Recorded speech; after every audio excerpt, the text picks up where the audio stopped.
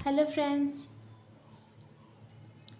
Friends तो आज हम एड्रिनल ग्लैंड के बारे में बात करने वाले हैं। तो चलिए चलते हैं। सबसे पहले इसके पोजीशन देखते हैं।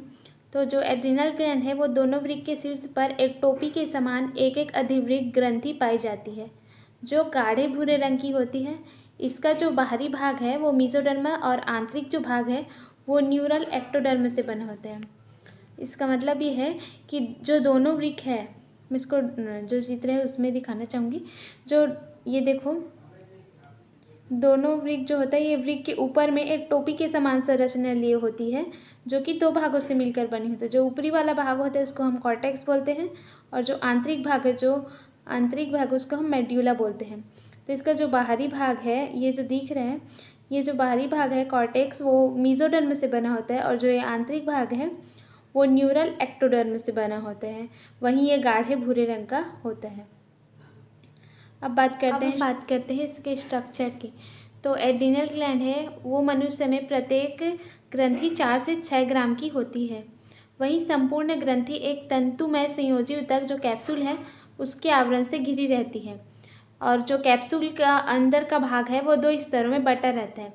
जैसे कि मैंने कहा, उसके अंदर का भाग है वो 2 भागों में बटा रहता है। जो पहला भाग है वो कॉर्टेक्स होता है और जो दूसरा भाग है वो मेड्यूला होती है। सबसे पहले देखेंगे कॉर्टेक्स के बारे में, जिसे हिंदी में वल्कीय भाग कहते हैं। कॉर्टेक्स जो है यह मेसोडर्म से बनने वाला बाहरी भाग है जो इस ग्रंथि का 90% भाग बनाता है। इसे 3 भागों में बांटते हैं। पहला भाग जोना ग्लोमेरुलोसा, दूसरा जोना फेसिकुलेटा तथा तीसरा जोना रेटिकुलेरिस कहलाता है। इस भाग की कोशिकाएं स्रावी प्रकृति की होती है और 40 से 45 हार्मोन का स्राव करती है जिन्हें कॉर्टिकॉइड्स भी कहते हैं। रासायनिक दृष्टि से सभी स्टेरॉइड होते हैं।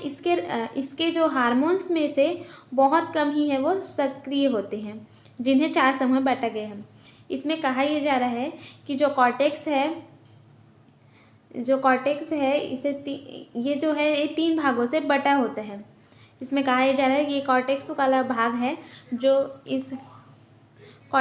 भाग है जो एड्रिनल ग्लैंड के 90% वाला भाग होता है। मतलब आधे से ज़्यादा का भाग, ये पूरा भाग जो है 90% भाग जो है वो कॉर्टेक्स का होता है। और यही कॉर्टेक्स जो है वो 3 भागों में बटा होता है। पहला जो है ग्लोमेरुसा होता है, जोना फेसिकुलेटा और रेटिकुलेरिस, ये 3 भागों में बटा होता है जो कॉर्टेक्स होता है। और ये इसमें जो कोशिका पाई जाती है वो थोड़ी स्रावी प्रकृति की होती है जो 40 से 45 जो है हार्मोन का स्राव करती है जिन्हें हम कॉर्टिकॉइड्स कहते हैं। तो चलिए देखते हैं। तो इन हार्मोन्सों में से बहुत कम ही सक्रिय होते हैं और जो ये हार्मोन का स्राव करती है ना, तो उन हार्मोन्सों में से बहुत कम ही जो है सक्रिय होते हैं, जिनको वो है 4 समूह में बांटते हैं। तो ये 4 हार्मोन्स निम्न हैं। पहला है सेक्स हार्मोन। लिंग हार्मोन्स, नाम से ही जो है वो स्पष्ट है, सेक्स हार्मोन मतलब प्रजनन से रिलेटेड इसमें कहा गया है। तो सेक्स हार्मोन्स में कॉर्टेक्स की कोशिकाएं नर तथा मादा दोनों में ही दोनों प्रकार के हार्मोन को पैदा करती है, लेकिन इनके जंदों में बनने वाले हार्मोन्स विपरीत हार्मोन के प्रभाव को नष्ट कर देती हैं। ये लिंग हार्मोन द्वितीयक लैंगिक लक्षणों एवं यौन व्यवहार आदि को नियंत्रित करते हैं। ये हार्मोन पेशियों तथा कंकालों की वृद्धि पर भी नियंत्रण रखते हैं। इनके द्वारा स्रावित नर हार्मोन को एंड्रोजन तथा मादा हार्मोन द्वारा स्रावित हार्मोन को एस्ट्रोजन व प्रोजेस्टेरॉन कहते हैं। इसमें कहा जा रहा है कि जो कॉर्टेक्स की कोशिकाएं हैं वो नर और मादा दोनों ही प्रकार के जो है हार्मोन उत्पन्न करती हैं। लिंग हार्मोन में नर और मादा दोनों के समान ही जो है वो हार्मोन पैदा करती हैं, लेकिन इनके जंदों में जो हार्मोन बनते हैं वो विपरीत हार्मोन के प्रभाव, जो विपरीत हार्मोन होने वाला है उसके प्रभाव को वह नष्ट कर देता है। ये लिंग हार्मोन द्वितीयक लैंगिक लक्षणों एवं यौन व्यवहार, ये जो है द्वितीयक लैंगिक लक्षण जो होता है एक समय के बाद जो है सेकेंडरी ग्रोथ है, उन सारी लक्षणों को वही है कंट्रोल करता है। यौन व्यवहार को भी ये नियंत्रित करते हैं। ये हार्मोन पेशियों तथा कंकालों की वृद्धि, जो पेशी है और कंकाल की वृद्धि है उन पर भी नियंत्रण करता है। इनके स्राव से नर हार्मोन को एंड्रोजन तथा मादा हार्मोन द्वारा जो स्रावित हार्मोन होती है उसको एस्ट्रोजन या प्रोजेस्टेरॉन भी कहते हैं। अब देखते हैं इसके कारण जो इसके प्रभाव से जो होता है उसके बारे में।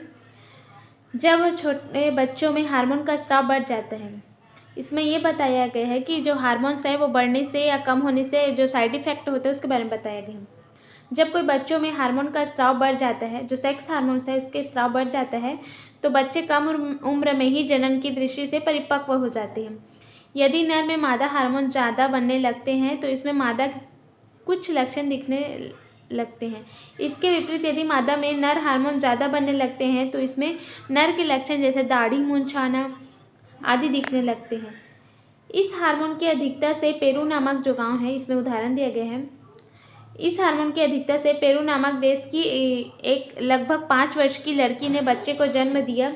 इस हार्मोन की कमी से व्यक्ति जनन की दृष्टि से देर से परिपक्व होते हैं। इसमें कहा यह जा रहा है कि अगर जो सेक्स हार्मोन जो है अगर वो ज़्यादा मात्रा में स्रावित हो गई तो एक कम उम्र में भी जो है जनन की दृष्टि से परिपक्व हो जाते हैं। इसी कारण जो है पेरू नाम के एक देश में 5 साल की लड़की ने एक बच्चे को जन्म दिया।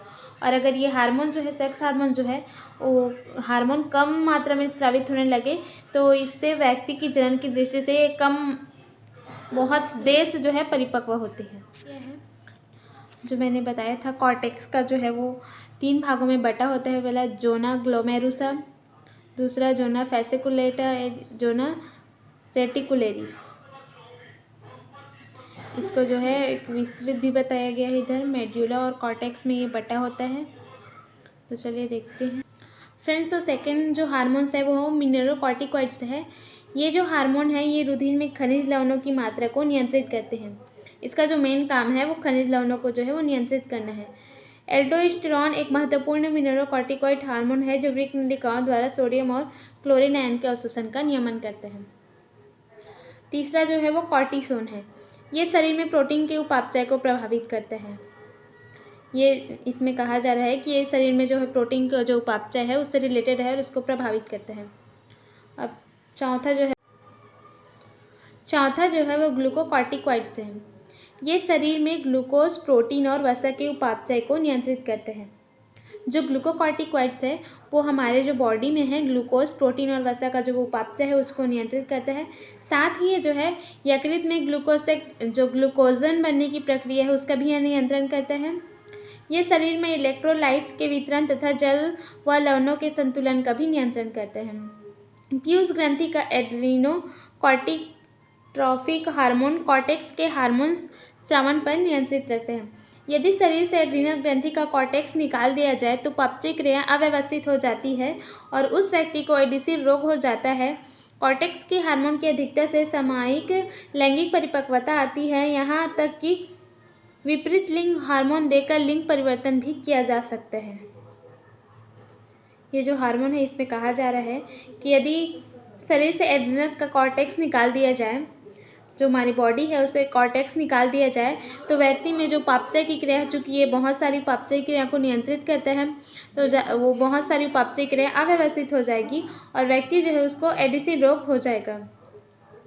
और जो वैसे कॉर्टेक्स है अगर उसकी अधिकता हो जाए, कॉर्टेक्स के हार्मोन की अधिकता से जो है सामयिक लैंगिक परिपक्वता आती है, जो है सामयिक लैंगिक परिपक्वता आ जाएगी और इससे जो है हम लोग लिंग परिवर्तन भी हो सकते हैं। अब हम देखेंगे दूसरा। पहले हमने अब कॉर्टेक्स को देख लिया। जो कॉर्टेक्स है वो 3 भागों में बटा था और जो 3 भागों में बटा था उसमें जोना ग्लोमेरुसा, जोना फैसिकुलेटा और जोना रेटिकुलेरिस देखे। फिर उसमें बताया गया कि जो 40 से 45 प्रकार के जो हार्मोन्स होते हैं वो स्रावी प्रकृति की होती है, लेकिन उसमें से ही जो कुछ है वो सक्रिय होती है। जो सक्रिय है उनमें से जो वो 4 समूह में उसको हम लोग बांटे थे।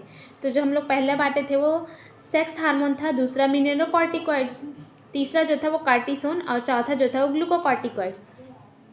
तो अब हम देखेंगे दूसरा जो है मेड्यूला के बारे में। कॉर्टेक्स 2 भागों में बटा होता है, एक तो कॉर्टेक्स एक मेड्यूला। तो कॉर्टेक्स को हम पढ़ चुके हैं, अब हम मेड्यूला को पढ़ेंगे। ठीक है गाइस, आप कंफ्यूज तो नहीं हो रहे हैं ना? कमेंट कीजिएगा। दूसरा हम पढ़ेंगे मेड्यूला के बारे में। यदि यह अधिवृक्क ग्रंथि का आंतरिक भाग है जो इस ग्रंथि का शेष 10% जो है भाग बनाता है। जैसे कि मैंने आप लोग को बताया था कि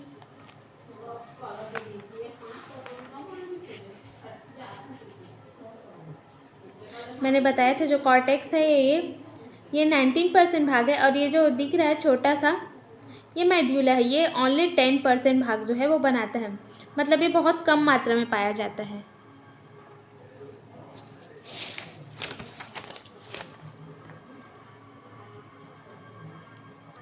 मेड्यूला ये अधिविक ग्रंथि का भाग है, आंतरिक भाग है जो इस ग्रंथि का शेष 10% भाग बनाता है। इसका नियंत्रण स्वाधीन तंत्रिका तंत्र द्वारा किया जाता है।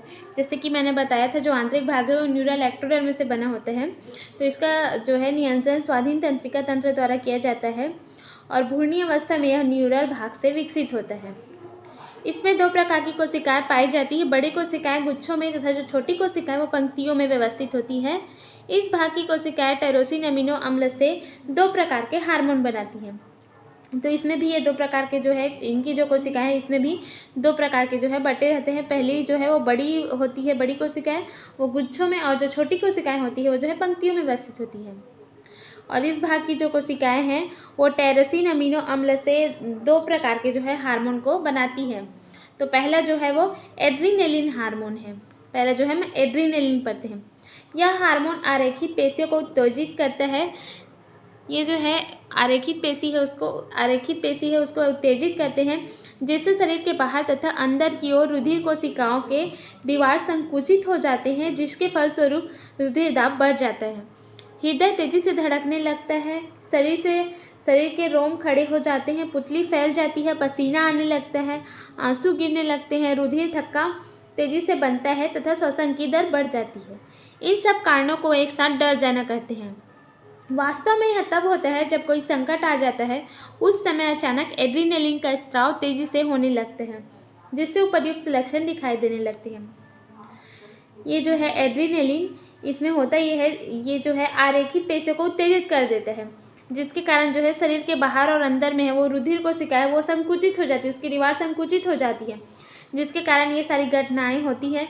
जब हम डर जाते हैं तो हमारे अंदर होता है ना कि हमारा जो श्वास नली वो बहुत ज़ोर ज़ोर से श्वसन आने लगता है, डर के कारण रोम खड़े हो जाते हैं, पसीना आने लगते हैं, आंसू गिरने लगते हैं। तो ये जो सारे लक्षण होते हैं उसको हम लोग डर जाना कहते हैं। और उसी समय होता ये है उसी समय जो है ग्लाइकोजन से ग्लूकोज में परिवर्तन होने लगता है। जो ग्लाइकोजन का ग्लूकोज में परिवर्तन तेजी से होता है, और मनुष्य में संकट से लड़ने की क्षमता या भयभीत होने पर भागने की क्षमता आ जाती है। तो जो होता है आरेखित पेशी उत्तेजित होकर जब संकुचित हो जाते हैं ना, तो जो रुधिर के कोशिकाएं हैं वो अंदर व बाहर की ओर संकुचित होने लगती हैं, जिसके फलस्वरूप जो हम लोग डरने की प्रक्रिया होती है, रुधिर दाब बढ़ना, श्वास आना ज़्यादा, श्वास का गहरा होना, आंसू ना आना, पसीना आना, जब हम लोग डर जाना बोलते हैं उसको एक बार में, और ये सब जो है वो एड्रिनल के स्राव के कारण होता है। और उसी समय जो है ग्लाइकोजन से ग्लूकोज में जब परिवर्तन होता है, तब हम उस टाइम संकट से लड़ने की हमारे क्षमता आ जाती है, जिस कारण हम डर लगने पर भागते हैं।